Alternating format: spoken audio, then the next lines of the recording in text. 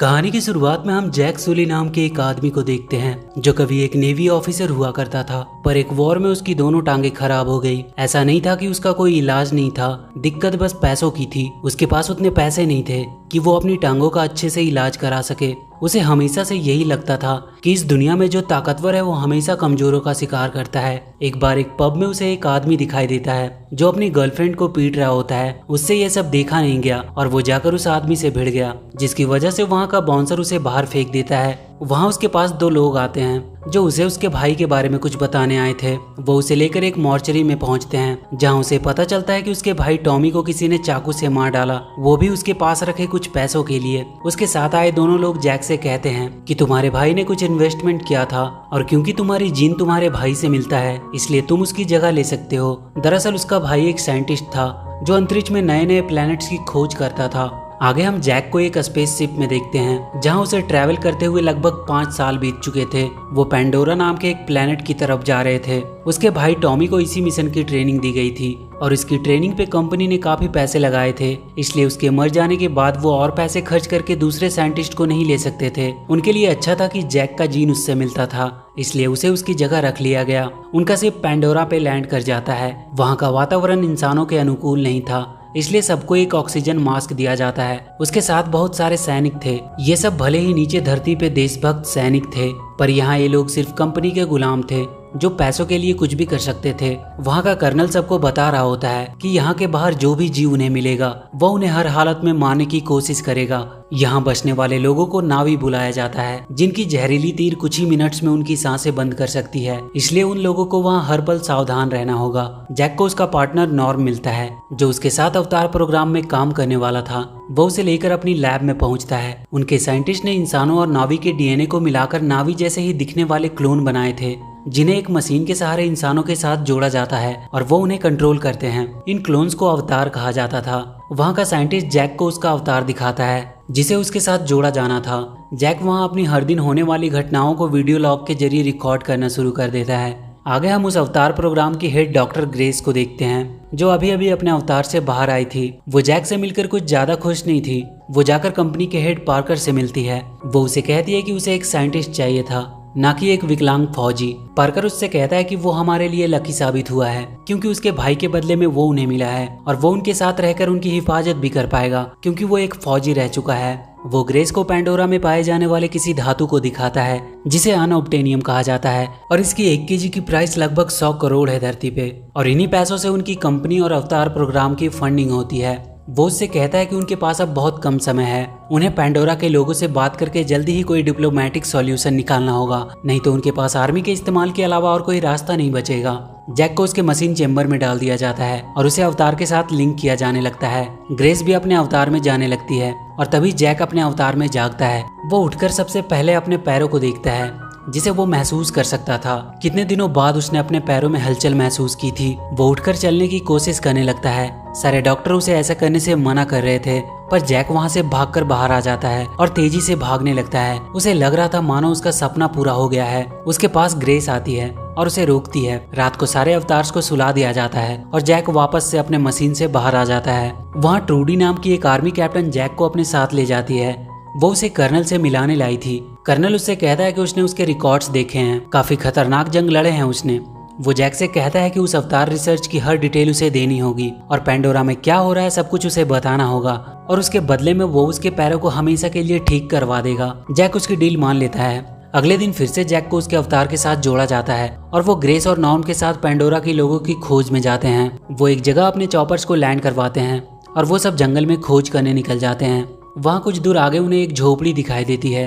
Grace कहती है कि कभी ये ओमिटिकाई के बच्चों का स्कूल हुआ करता था जहाँ वो आकर उनसे बहुत कुछ सीखते थे। जैक को वहाँ कुछ गोलियों के निशान दिखाई देते हैं। वो ग्रेस से पूछता है कि यहाँ क्या हुआ था, पर वो उसकी बात टाल देती है। वो तीनों जंगल के और अंदर चले जाते हैं। ग्रेस वहाँ के पेड़ों की जड़ों की सैंपल लेने लगती और जैक वहाँ से थोड़ा अलग जाकर देखने लगता है। वो वहाँ के बहुत सारे अजीब तरह के पौधों को देखकर बहुत खुश हो रहा था। तभी उसे वहाँ एक बड़ा सा जानवर दिखाई देता है जो उसे घूर रहा होता है। ग्रेस उसे गोली चलाने से मना करती है और उसे अपनी जगह पे शांति से खड़े रहने को कहती है। जैक उस जानवर को डराने की कोशिश करने लगता है और बहुत जल्द वो जानवर डर से भागने लगता है। पर वो जैक के डर से नहीं बल्कि उसके पीछे एक और भी ज्यादा खतरनाक जानवर था। ग्रेस सबको अपनी जान बचाकर भागने को कहती है। वो जानवर जैक के पीछे पड़ा हुआ था। जैक उससे बचता हुआ भागने लगता है। उसकी गोलियों का भी उस पर कोई असर नहीं हो रहा था। जैक अपने आप को बचाने के लिए वहाँ के पहाड़ से नीचे एक झरने में कूद जाता है और उस जानवर से अपने आप को बचा लेता है। पर अब वो उस जंगल में भटक चुका था। वो किसी तरह से आगे बढ़ने की कोशिश कर रहा था। वहीं कुछ दूर से एक लड़की उस पर नजर रख रही होती है। वो उसे अपने तीर से मारने वाली होती है। तभी उसके तीर पे उड़ता हुआ एक सफेद जीव आकर बैठ जाता है जिसे वो लोग बहुत पवित्र मानते थे। इधर ग्रेस को भी लगता है कि उन लोगों ने जैक को खो दिया और वो सब वापस चले जाते हैं। अब रात हो चुकी थी और जैक को वहाँ कई तरह की आवाजें सुनाई दे रही थी। वो किसी तरह से एक मसाल जला लेता है। उसके पीछे उस जंगल के खतरनाक कुत्ते पड़े हुए थे जिनसे वो बचने की कोशिश कर रहा था, पर वो बहुत ज्यादा तादाद में थे। वो सब जैक पे हमला करने लगते हैं। तभी वो लड़की वहाँ आती है और अपने तीर से उन सबको मारने लगती है। वो जैक को उनसे बचा लेती है। उस लड़की का नाम नेटेरी था और वो वहाँ के ओमिटिकाई कबीले की रहने वाली थी। वहाँ से वो जाने लगती है। जैक उसके साथ ही जाने की बात करता है पर वो उसे अपने साथ ले जाने से मना करती है। तभी जैक के शरीर के ऊपर बहुत सारे वही सफेद जीव आकर बैठ जाते हैं। नेटेरी उसे बताती है कि ये यहाँ के पवित्र पेड़ के बीज हैं। लगता है उसका दिल बहुत साफ है इसलिए ये उसके ऊपर आए। वो उसे लेकर अपने साथ जाने लगती है। तभी वहाँ उसके कबीले के और बहुत से सैनिक आ जाते हैं जो जैक को पकड़कर वहाँ के राजा के सामने पेश करते हैं। वहाँ के राजा नेटेरी के पिता ही थे। वो उनसे कहती है कि पवित्र पेड़ की बीज ने उसे इशारा दिया था इसलिए वो इसे अपने साथ ला रही थी। नेटेरी की माँ वहाँ की कुल गुरु थी। वो आकर जैक के खून को टेस्ट करती है और उसे पता चल जाता है कि ये कोई बुरा आदमी नहीं है। वो नेटेरी को उसे अपने साथ रखकर उसे वो सब सिखाने को कहती है, जिसके बाद उसे भी उनके जैसा ही एक नावी बना दिया जाएगा और फिर वो भी उनमें से ही एक होगा। नेटेरी उसे अपने साथ लेकर जाती है और उसे सोने की जगह दिखाती है और जैक के अवतार के सोते ही वो वहाँ मशीन से बाहर आ जाता है। ग्रेस और बाकी के लोग ये जानकर बहुत खुश थे कि जैक उन ओमिटिकाई लोगों के साथ है। कर्नल भी जैक से काफी खुश था कि वो उन लोगों तक पहुंच चुका है और वहां से उसे उनके बारे में काफी अच्छी जानकारी मिल सकती है। कंपनी का हेड पार्कर जैक को बताता है कि जहां ओमिटिकाई के लोग बसे हैं उसके चारों तरफ 200 किलोमीटर तक अनोब्टेनियम का भंडार पड़ा है। वो जैक से उन लोगों से बात करके वहां से हटाने को कहता है ताकि वो वहां से सारे अनोब्टेनियम को निकाल सके। पर जैक कहता है कि अगर वो लोग नहीं माने तो कर्नल कहता है कि उन्हें फिर अपनी बंदूक का सहारा लेना होगा और ना चाहते हुए भी उन सबको मारना होगा। उसके पास 3 महीने का टाइम है। तब तक जैक अपनी तरफ से उन्हें मनाने की कोशिश कर सकता है। जैक ग्रेस को वहाँ के सारे लोगों की जानकारी देता है जिनसे वो मिला था। उन सब का डेटा ग्रेस के पास पहले से ही मौजूद था। वो कहती है कि नेटेरी और उसकी बहन कभी उसकी स्टूडेंट हुआ करती थी। जैक उससे नेटेरी की बहन के बारे में पूछता है। वो बताती है कि उसकी बहन अब मर चुकी है। जैक वापस से अपने अवतार से जुड़ जाता है। नेटेरी उसे वहाँ के घोड़ों की सवारी करना सिखा रही होती है। वो जैक को उसकी चोटी से घोड़े से जोड़ने को कहती है। इससे उन दोनों के बीच एक संबंध जुड़ जाता है और फिर वो उसे अपने मुताबिक चला पाएगा। वो उसे उस घोड़े की धड़कन को महसूस करने को कहती है और फिर उसे अपने मन से कहीं भी जाने के लिए आदेश देने को कहती है। पर अपनी पहली सवारी में जैक बुरी तरह से असफल रहता है। वहाँ उस कबीले का सेनापति आता है जिसका नाम सूटे था। वो जैक को अभी भी वापस चले जाने को कहता है क्योंकि वो कभी भी उनके जैसा नहीं बन पाएगा। कंपनी वाले जंगल के सबसे बड़े पेड़ को गिराने की सोच रहे थे क्योंकि उसी के नीचे सबसे ज्यादा अनोब्टेनियम मौजूद था। पर दिक्कत ये थी कि वहाँ के लोगों के लिए ये पेड़ बहुत ही धार्मिक था। उनका मानना था कि इसमें उनकी देवी ईवा का वास है।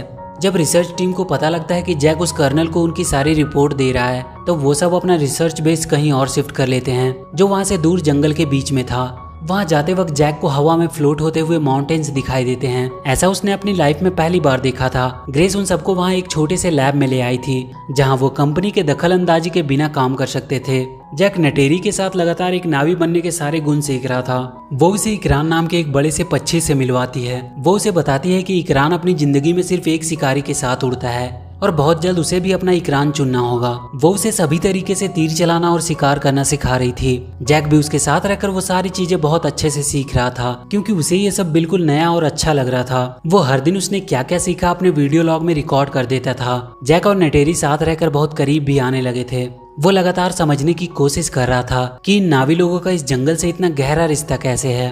नेटेरी उससे कहती है कि उन सब में बहने वाली ऊर्जा इसी जंगल की देन है और एक दिन उन्हें इसे लौटाना होता है। एक दिन जैक ग्रेस के पास बहुत से नावी की फोटो देखता है। वो उससे पूछता है कि वहाँ उसके स्कूल में क्या हुआ था। ग्रेस बताती है कि पहले बहुत से नावी और उनके बच्चे उससे सीखने आते थे जिसमें नटेरी और उसकी बहन भी थी। पर जंगल के काटे जाने से एक दिन नटेरी की बहन नाराज हो गई।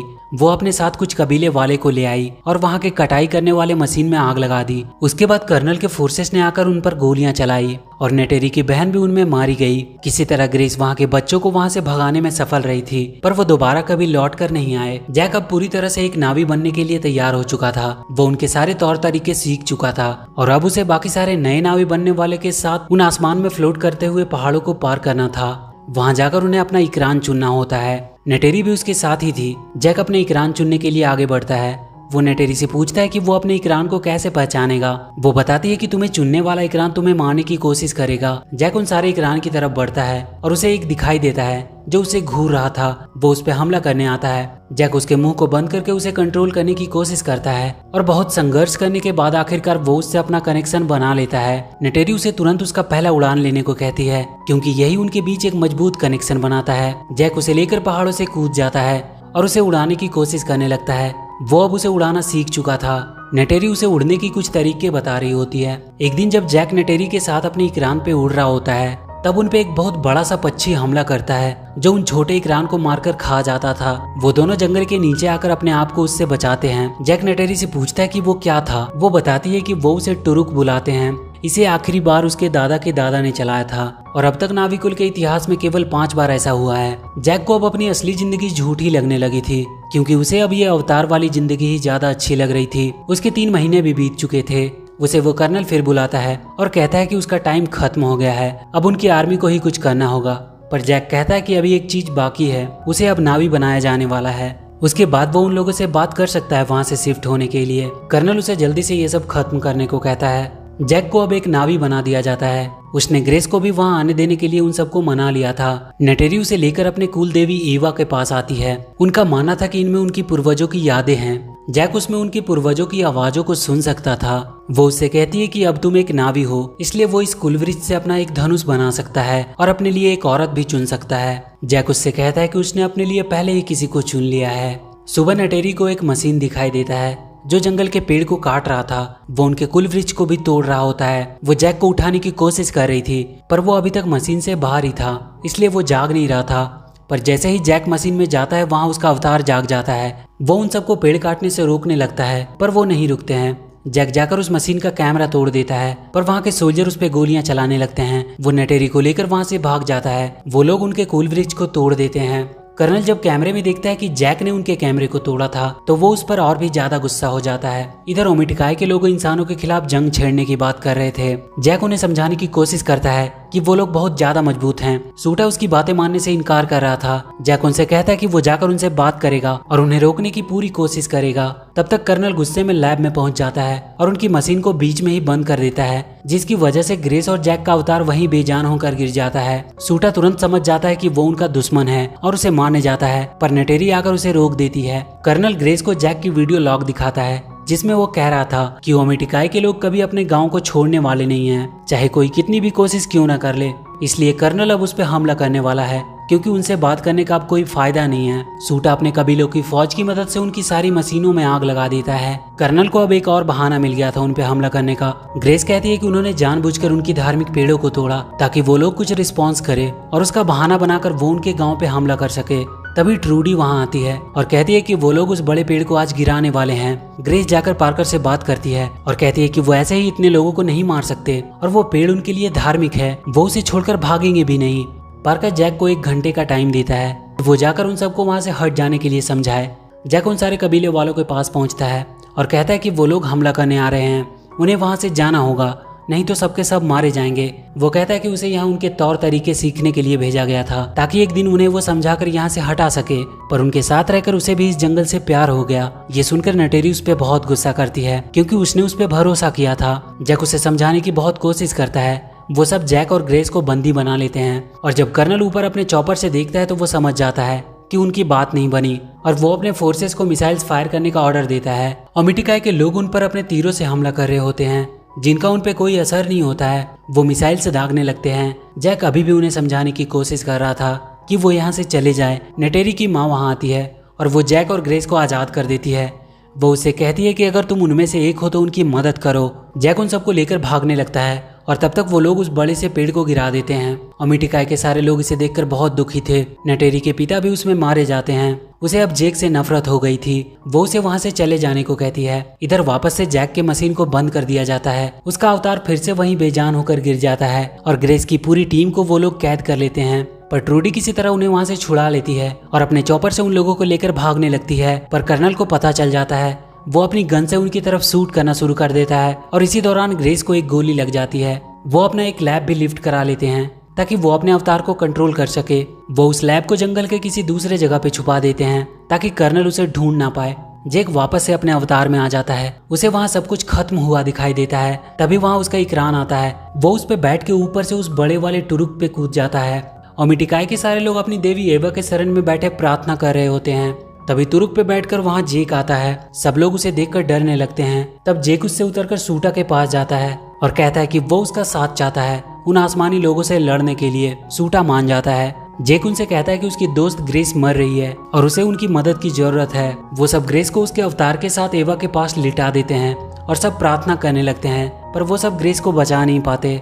जेक वहाँ के सारे लोगों से बात करता है कि वो आसमानी लोग उनके जमीन को लूटने आए हैं, पर वो ऐसा होने नहीं देंगे। वो सारे कबीले वाले को एक साथ आने को कहता है ताकि वो उनका मुकाबला कर सके। और वो पेंडोरा के सारे कबीले वालों के पास गए और जब टुरुक पे उड़ता हुआ जेक ने उन्हें आवाज दी तो वो सब साथ आए अपनी जमीन की हिफाजत के लिए। कर्नल भी अपने सारे सैनिकों से कह रहा था कि उसके दुश्मन बढ़ते ही जा रहे हैं, इसलिए उन्हें पहले ही उन सब पे हमला करना होगा ताकि वो उन पे हमला करने की जरूरत ना कर सके। वहाँ का एक साइंटिस्ट ये सब बात जेक तक पहुँचा देता है कि कर्नल कल 6 बजे हमला करने वाला है। जेक लड़ाई से पहले वहाँ की देवी ईवा के पास जाता है और उन आसमानी लोगों से लड़ने में उनकी मदद करने को कहता है, क्योंकि एक बार अगर इंसान यहाँ से कुछ ले जाने में कामयाब हो गए तो फिर और भी आएंगे और इस प्लेनेट को धरती की तरह ही लूट कर खत्म कर देंगे।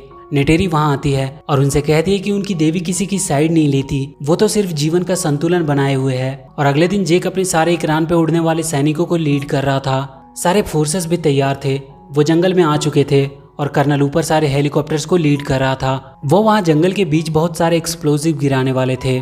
तभी अचानक से जमीन पे और आकाश में दोनों जगह पे उन फोर्सेस के ऊपर नावी का हमला होता है। उनके इस अचानक के हमले से वो लोग हैरान थे। जेक टरुक की मदद से उनके हेलीकॉप्टर्स को पकड़कर फेंक रहा होता है, पर वो उन पे मिसाइल से हमला कर देते हैं। कर्नल सबको जेक के पीछे जाने को कहता है। सब उसके पीछे पड़ जाते हैं। जेक उन सबसे बचने की कोशिश करते हुए भागने लगता है। उसकी मदद के लिए तभी ट्रूडी अपना चॉपर लेकर आती है, पर उसका भी चॉपर कुछ देर में ही डैमेज हो जाता है। नेटेरी के इकरान को भी गोली लगने से वो नीचे गिर चुकी थी। जेक को किसी का रिस्पॉन्स नहीं मिल रहा था। ऐसा लग रहा था वो जंग लगभग हार चुके हैं। नेटेरी जैक से कहती है कि वो अपने आसपास बहुत से फोर्सेस से घिर चुकी है। जैक उसे कोई भी हलचल करने से मना करता है। तभी वहाँ बहुत सारे जंगली जानवर उन फोर्सेस पे हमला करके उन्हें मारने लगते हैं। नेटेरी जैक से कहती है कि ईवा ने उसकी बात सुन ली। वहाँ के सारे इकरान और हर एक जानवर अपनी जमीन की हिफाजत के लिए आ जाता है। वो वहाँ बड़ा सा बॉम्ब गिराने ही वाले थे कि तभी जेक आकर उनके प्लेन को क्रैश करवा देता है। उसके बाद वो कर्नल के प्लेन पे अटैक करने जाता है और उसके प्लेन को भी डैमेज कर देता है, पर कर्नल अपने आप को बचाकर एक रोबोट में सवार हो जाता है। नेटेरी उस पर हमला करती है, पर बहुत जल्द कर्नल उसके जानवर को अपने चाकू से मार डालता है और उसी के नीचे नेटेरी दब जाती है। वो उसे भी मारने वाला होता है। तभी वहाँ जेक आता है और उससे लड़ने लगता है, पर कर्नल उस पर भारी पड़ रहा होता है। पर अचानक से एक वॉर में जेक उसके रोबोट में बड़ा सा छेद कर देता है। कर्नल को ऑक्सीजन का मास्क पहनना पड़ता है और वो जेक को छोड़कर वहाँ रखे उसकी मशीन को तोड़ने लगता है, जिससे उसका अवतार से कनेक्शन टूटने लगता है। कर्नल उसे मारने ही वाला होता है, तभी नेटेरी उसे अपनी तीर से मार देती है और वो जेक को उठाती है। उसका अवतार अब बेजान हो चुका था, क्योंकि मशीन के टूट जाने से जेक का अवतार से कनेक्शन टूट चुका था और वो मशीन से निकलकर अपने मास्क तक पहुँचने की कोशिश कर रहा था, पर उस तक ना पहुँचने की वजह से वो वहीं बेहोश हो जाता है। तभी नेटेरी वहां आती है और उसे मास्क पहनाती है। जेक को वापस से होश आ जाता है। वो नेटेरी से कहता है कि उन्होंने जंग जीत ली है और उसके बाद सारे इंसानों को वापस धरती पे भेज दिया जाता है। उनमें से कुछ ही लोगों को वहां रहने दिया जाता है जिनका दिल साफ था। और कुछ दिन बाद एवा की मदद से जेक भी अपने आप को हमेशा के लिए अवतार में ही बदल लेता है। और इसी के साथ ये मूवी यहीं खत्म हो जाती है। तो वीडियो अगर अच्छी लगी हो तो please do like and share the video and please subscribe to my channel and press that bell icon